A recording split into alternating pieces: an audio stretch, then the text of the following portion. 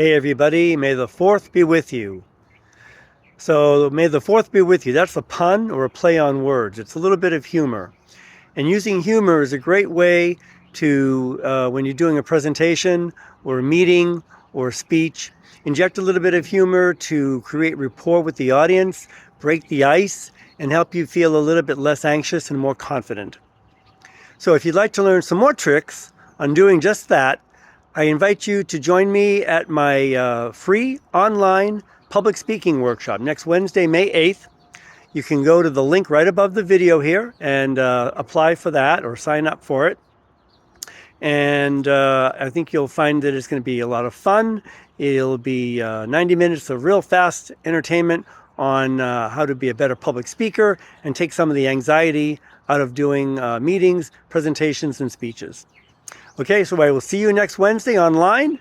Have a great weekend, and may the 4th be with you.